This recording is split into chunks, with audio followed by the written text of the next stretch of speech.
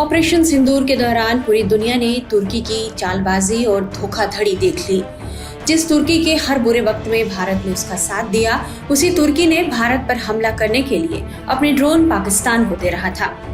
तुर्की की इस हरकत पर पूरी दुनिया में उसकी थू-थू हुई थी। पाकिस्तान भारत का विरोधी देश है और तुर्की एक ऐसा देश है जो पाकिस्तान का खैरख्वाह बनता है। तुर्की हमेशा से भारत को अंतर्राष्ट्रीय मोर्चे पर टेंशन देता है और भारत विरोधी गतिविधियां चलाने के लिए पाकिस्तान की पीठ भी थपथपाता है। आखिर कब तक भारत उसके नापाक इरादों और मंसूबों को बर्दाश्त करता? उसने भी तुर्की के पैतरे की काट निकाल ली है। माना जा रहा है कि भारत आर्मेनिया को आकाश मिसाइल सिस्टम और Pinaka multi barrel rocket launcher देगा, जिससे वह अपने दुश्मनों से आसानी से निपट सकेगा। यहाँ आर्मेनिया के दुश्मन का मतलब अजरबैजान से है। भारत से आर्मेनिया की रक्षा डील के पीछे की बड़ी वजह यही मानी जा रही है, क्योंकि तुर्की आर्मेनिया के दुश्मन यानी अजरबैजान को हथियार मुहैया करा रहा है।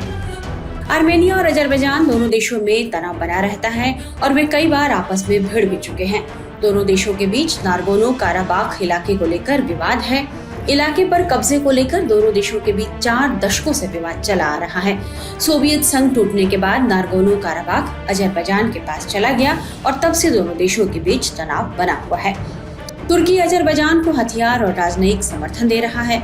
अजरबैजान को तुर्की से ड्रोन टेक्नोलॉजी भी मिलता है, लिहाजा भारत आर्मेनिया को हथियार सप्लाई करने वाला सबसे बड़ा आपूर्तिकर्ता देश बन गया है। मीडिया रिपोर्ट्स के मुताबिक आर्मेनिया भारत से Pinaka multiple rocket launcher, ATAGS तोप प्रणाली, Akash air defence system, Konkurs anti tank missile system, mortar और गोला बारूद खरीदना चाहता है। मीडिया रिपोर्ट्स में रूस की एक संस्था RIAC के हवाले से यह भी कहा गया है कि 2022 और 2023 के बीच आर्मेनिया ने भारत के साथ रक्षा सौदे किए हैं। ये सौदे लगभग $1.5 बिलियन के हैं। अब समझिए कि आर्मेनिया जो हथियार भारत से खरीद रहा है, उसकी खासियतें क्या हैं। Pinaka multi barrel rocket launcher की बात करते हैं। यह दुश्मन पर बहुत तेजी से हमला करता है, कई रॉकेट एक साथ दाग सकता है, हर मौसम के लिए मुफीद है, लिहाजा इसे highly mobile all weather artillery weapon system कहा जाता है। इसे कहीं भी आसानी से ले जाया जा सकता है। आकाश एयर डिफेंस सिस्टम, ये medium range surface to air missile system है। जमीन से हवा में मार गिराने वाली मध्यम दूरी की मिसाइल है। इस मिसाइल की खासियत यह है कि यह हवा में दुश्मन के विमानों और मिसाइलों से बचाता है। इसे एक स्थान से दूसरे स्थान पर ले जाना आसान है। यह वाहन आधारित है, मतलब इसे ट्रक पर लोड करके कहीं भी लाया जा सकता है। ऑपरेशन सिंदूर के दौरान दुनिया ने आकाश एयर डिफेंस सिस्टम की ताकत देख ली। पाकिस्तान ने चीन और तुर्की के ड्रोन से भारत के सैन्य ठिकानों को निशाना बनाने की नाकाम कोशिश की थी, लेकिन मेड इन इंडिया के इस एयर डिफेंस सिस्टम ने आसमान में ही पाकिस्तान के सभी मंसूबों को मार गिराया।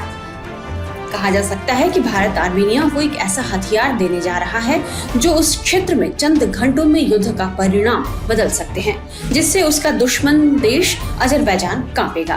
तुर्की से मिले हथियारों के दम पर ही अजरबैजान ने नारगोनो काराबाख में आर्मेनिया को हरा दिया था।